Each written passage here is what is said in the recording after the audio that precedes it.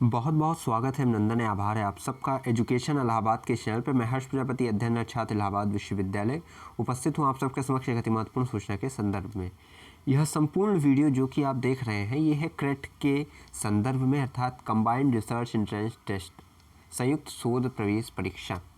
अब हम बात करने वाले हैं कि यह किस प्रकार से आयोजित की जाएगी, किस प्रकार से इसका पैटर्न रहने वाला है, कहाँ पे आयोजित की जाती है, इसका मोड कौन सा होता है, फीस कितनी होती है, इसमें किस प्रकार से क्वालिफाइंग अंक क्या होते हैं न्यूनतम, इसी के साथ साथ इस क्रेट कितने लेवल का होता है, फर्स्ट लेवल में क्या होता है, सेकंड लेवल में क्या होता है, नेगेटिव मार्किंग होती है या नहीं होती है, तमाम तरह की जितने भी आपके मन में संशय, शंका, समस्या चल रही है उसके सवाल के जवाब इस वीडियो के माध्यम से आपको मिल जाएंगे।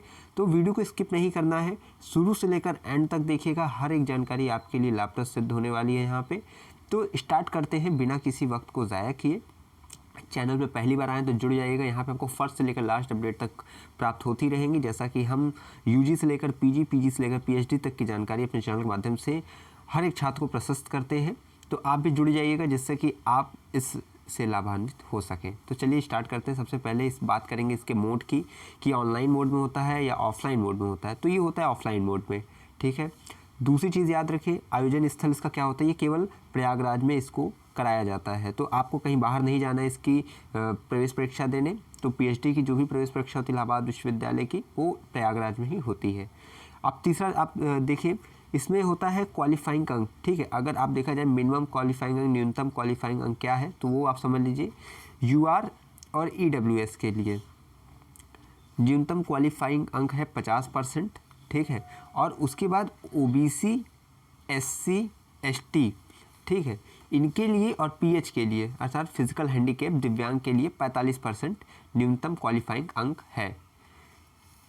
ये कहाँ पे है, ये क्रेट की लिखित परीक्षा में, जो आप लिखित परीक्षा देते हैं उसमें आपका न्यूनतम क्वालिफाइंग अंक है ये।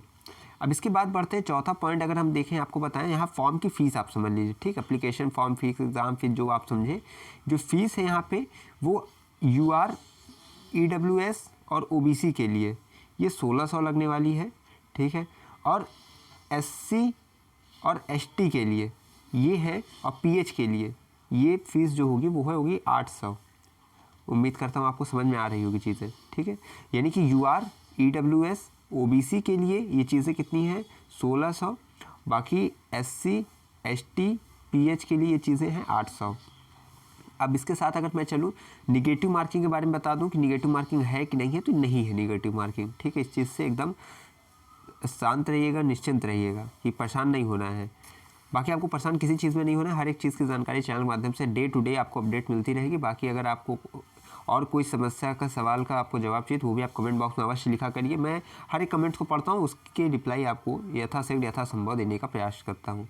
अब यहाँ पे देखिए, एक चीज़ बता दूँ कि क्रेट लेवल 1 की जैसे परीक्षाएँ हैं, ठीक है, ये लेवल 1 की जो परीक्षाएँ किसके लिए अनिवार्य है, किसके लिए नहीं अनिवार्य, तो ये सबके लिए अनिवार्य है।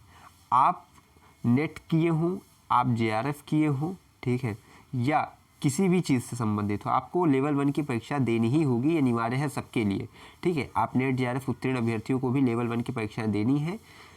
और एक चीज़ ध्यान रखिए, इंटरनेशनल आर्मी ऑफिसर या एयू या इसके अन्य संगठक कॉलेज में नियुक्त अध्यापक भी हैं तो भी आपको जो है लेवल 1 की परीक्षा से जो है छूट दी जाती है, अर्थात आपको छूट मिल जाएगी।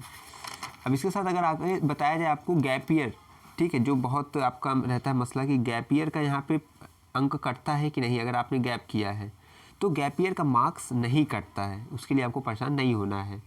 अब इसके साथ ही साथ अगर मैं बताऊँ क्रेट का, ठीक है, इसमें क्रेट का कितने लेवल्स होते हैं, कितने मतलब एग्ज़ाम के लेवल कितने होते हैं, 2 लेवल होते हैं, लेवल 1, ठीक, और लेवल 2।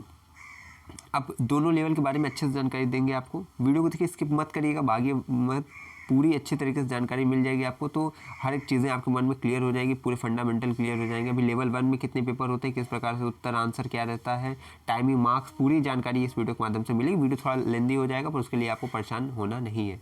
तब लेवल 1 की बात करेंगे, 2 लेवल होते हैं। लेवल 1 में क्या है, चलिए बता देते हैं, रिटन एग्ज़ाम होता है, ठीक है। रिटन एग्ज़ाम में 2 पेपर होते हैं, ठीक है। अब उसके बारे में अभी आगे बताएंगे कि 2 पेपर होते हैं, किस प्रकार से होते हैं। तो रिटन में आप समझिए लेवल 1 में 2 पेपर होते हैं और ये होते हैं रिटन एग्ज़ाम। अब लेवल 2 जो होता है वो होता है इंटरव्यू, ठीक है। इसमें क्या रहता है, सिनॉप्सिस रहते हैं, ठीक है, वो उसी से आपको पूछा जाता है, ठीक है, सिनॉप्सिस मांगी जाती है, उससे जुड़े प्रश्न पूछे जाते हैं, उसके बाद रिसर्च मेथोडोलॉजी से जुड़े प्रश्न आपसे पूछे जाते हैं, ठीक है, अर्थात जो टॉपिक आपसे रहता है उसी से रिलेटेड आपसे प्रश्न पूछे जाते हैं। तो आप समझ गए लेवल 1 क्या है, लिखित है, रिटन है, और लेवल 2 जो है वो आपका इंटरव्यू है, ठीक है। अब इसके बाद हम बात करने वाले लेवल 1 की, डिटेल लेवल 1 का समझ लीजिएगा, इससे आप परेशान ना हो।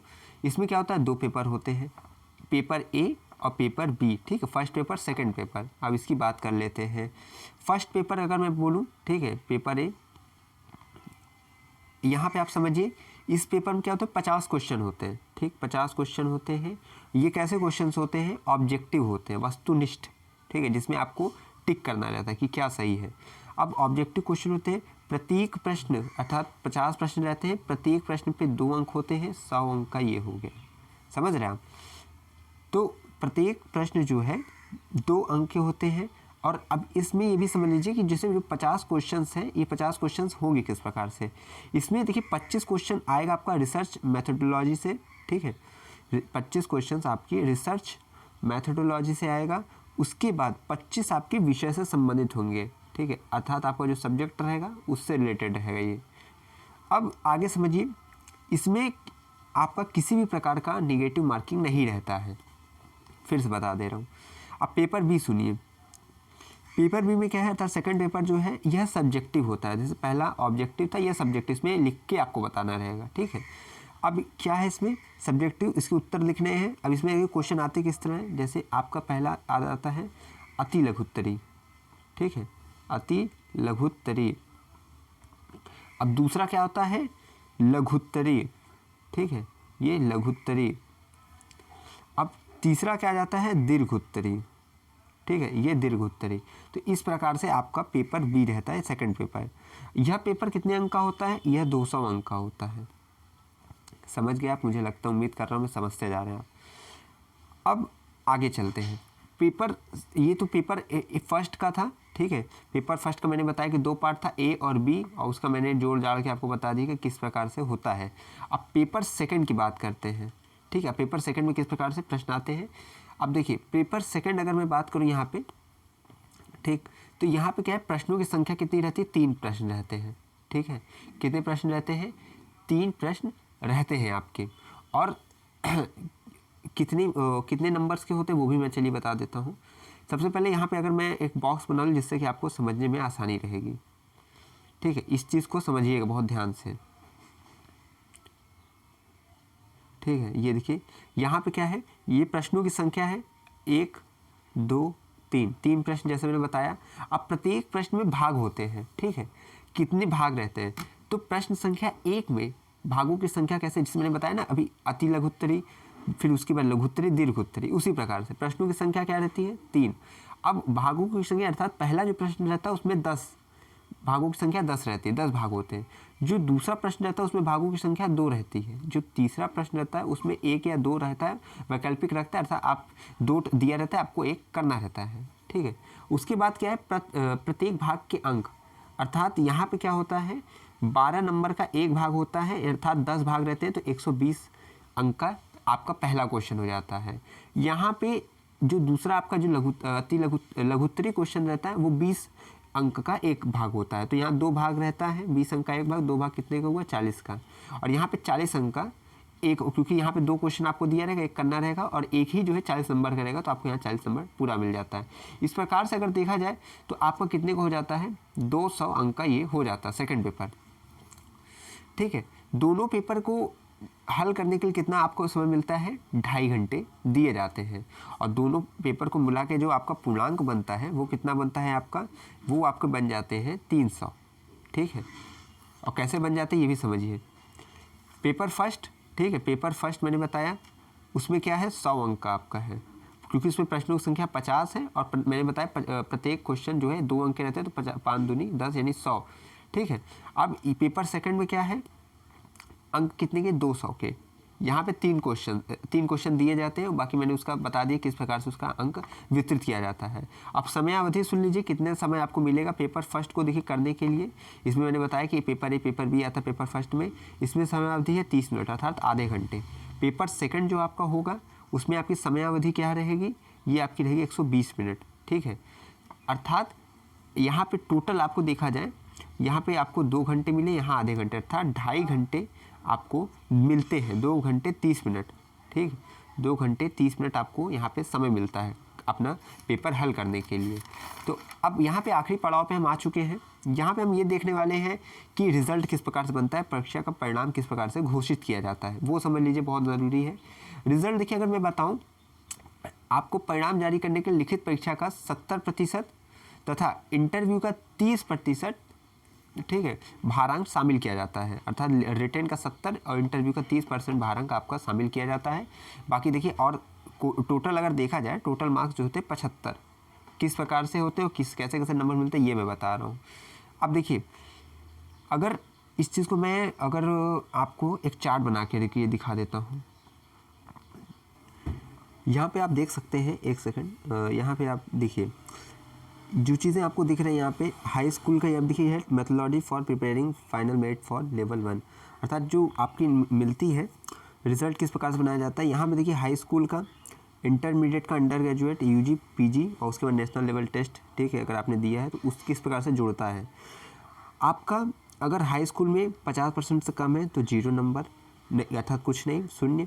और अगर 50% से ज़्यादा है और 60% से कम है तो 1 नंबर आपका जुड़ता है, और अगर 60% से ज़्यादा है तो 2 नंबर जुड़ता है, ठीक है। यहाँ पे मैक्सिमम आपको 2 मिलता है। इंटरमीडिएट में अगर 50% से कम है तो 1 नंबर, अगर 50 से 60 के बीच में है तो 2 नंबर, 60 से ज़्यादा है 3 नंबर।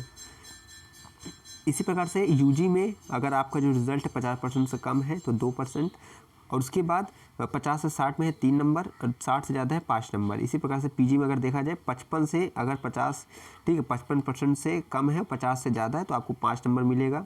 अगर 55 से 60 के बीच में 7 नंबर मिलेगा, और 60 से ऊपर है तो 10 नंबर मिलेगा। इसी प्रकार से अगर देखा जाए, यहाँ पे आपने स्लेट, नेट, ठीक है, या इसके समान कुछ अगर दिया है आपने, नेशनल लेवल टेस्ट, जेआरएफ, ठीक है, तो अगर स्लेट नेट दिया है तो 3 नंबर जुड़ता है, जेआरएफ दिया है तो 5 नंबर। इसके पश्चात क्रेडिट टेस्ट मार्क को जितने भी होते हैं उसको क्या किया जाता है, 35 नंबर में कन्वर्ट कर लिया जाता है। यहाँ देख लीजिए, total marks obtain entrance test to be converted in 35, ठीक है, लेवल 1 में आपने जितना पाया आपका क्या किया जाता है, 35 नंबर में कन्वर्ट कर लिया जाता है। उसके बाद इंटरव्यू अर्थात लेवल 2, इसमें क्या होता है, ये 15 नंबर का होता है, और टोटल मार्क्स जो बनते हैं वो होते हैं 75। इसी 75 में से क्या होता है कि आपने जितना अंक पाया उसी पे आपका रिजल्ट तैयार हो जाता है। उम्मीद करता हूँ कि एक एक जानकारी आपके समझ में आ गई होगी, कोई भी आपके मन मानस में शंका या समस्या नहीं रह गई होगी। अब देखिए, आपका ये बता दे रहा हूँ कब आने वाला है आपका ये, मैं जहाँ तक मेरी संभावना है और जहाँ तक विश्वविद्यालय की तरफ से अपडेट आ रही है, नवंबर के मिड में आपकी जो है फॉर्म आने की संभावना है। और उसके पश्चात जैसे जैसे अपडेट आती जाएगी चैनल के माध्यम से आपको सूचित हो जाएगा। एजुकेशन इलाहाबाद नाम याद रखिएगा, यहाँ पे आपको हर एक अपडेट शुरू से लेकर अंत तक, प्रारंभ से लेकर अंत तक आपको अपडेट मिलती रहेगी। बाकी हर्ष प्रजापति है तो आपको अपडेट मिलती रहेगी। बाकी चैनल से जुड़ जाइएगा। बाकी और अगर आपके मित्र होंगे तो उन्हें भी ये शेयर करिएगा वीडियो, जिससे उनके मन मानस में अगर क्रेडिट से रिलेटेड कोई भी छोटी बड़ी समस्या हो तो उसका समाधान हो सके। बाकी कमेंट बॉक्स में अवश्य बताइएगा कि कोई अगर आपकी समस्या रह गई हो जिस पे हमने प्रकाश न डाला हो, तो हम उस पर अवश्य अगली वीडियो में प्रकाश डालकर आपकी शंका, समस्या, संशय को दूर करने की यथासंभव यथाशीघ्र कोशिश करेंगे। बहुत बहुत धन्यवाद, बहुत बहुत आभार।